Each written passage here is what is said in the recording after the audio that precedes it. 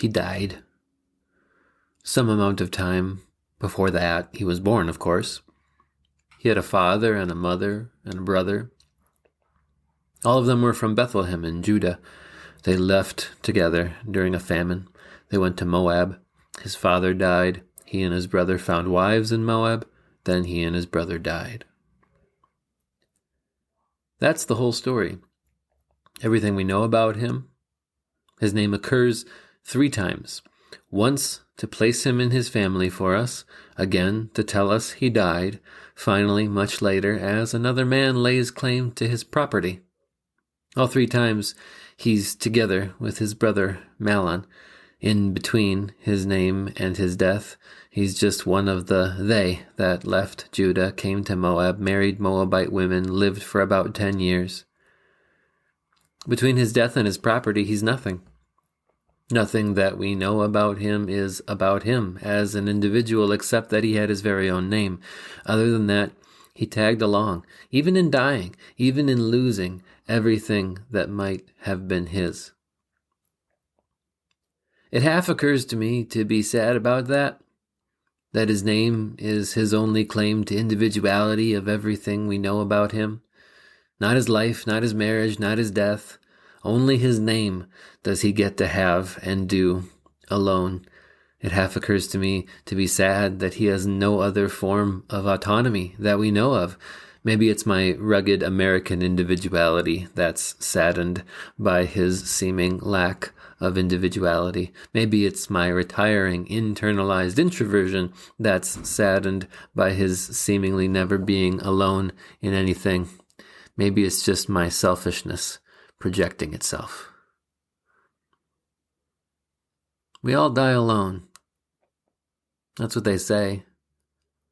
But do we? I mean, Kilion didn't. Not just because the condensed account of his life lumps him together with his brother in everything, even death, because we never do anything alone. Everything we do, everything that happens to us has at least some effect on us, and then we affect other people by doing things and being things that happen to people. Even if you were to become a hermit living on a desert island, that would have the effect of removing you from the lives of the people you would have otherwise affected. And the island would be affected by your habitation in ways that would be detectable to future people, even other hermits. Your existence in this universe changes it. It's not the same universe if you're not here. And so your exit will have an effect, one noticeable to many more people than will be able to put a name to you as the reason for the effect. An effect no less real by being unnoticeable to many more. Sure, you will someday be alone in the act of dying your personal death, but that event will not affect you alone. Far from it.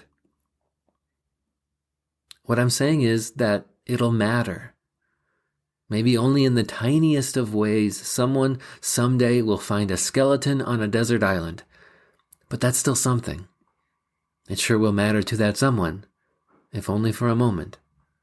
Your death will matter, which means that you matter, because every moment of your life is having countless effects on others, small ones mostly, sometimes huge ones. You don't do anything alone. What's more is there's someone who notices every moment and all its effects. Someone who even organizes those moments and effects into what we might call a story. Most call it history. It's a story that wouldn't be the same without you, even if your name never gets into a book. But the someone who is in charge of history wrote his own book and included only one thing belonging only to Kilion, his name. Kilion's name and the life and death he shared with his little family are in God's book because he matters to the story as much as you do. And in the same way. Not just because of death, not just because of birth or life or any other shared human thing, but because of the central figure of this story, of history, of God's book, of the universe, of every moment and effect. You matter because of Jesus.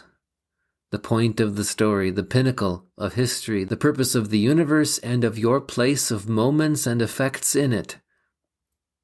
It's God's forgiving love for you. It's Jesus.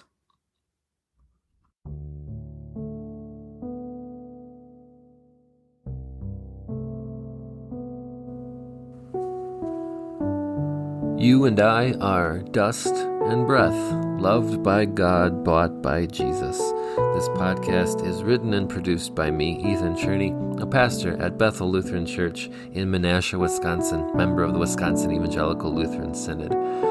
Outro music arranged and performed by Mr. Peter Shaway, who is like a vine in your vineyard, planted by the water.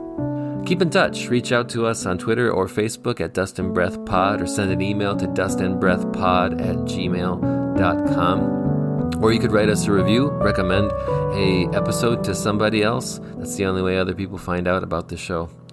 Now go, do what God called you to do, be who God made you to be, see what God can do with dust and breath and faith in Jesus, his Son.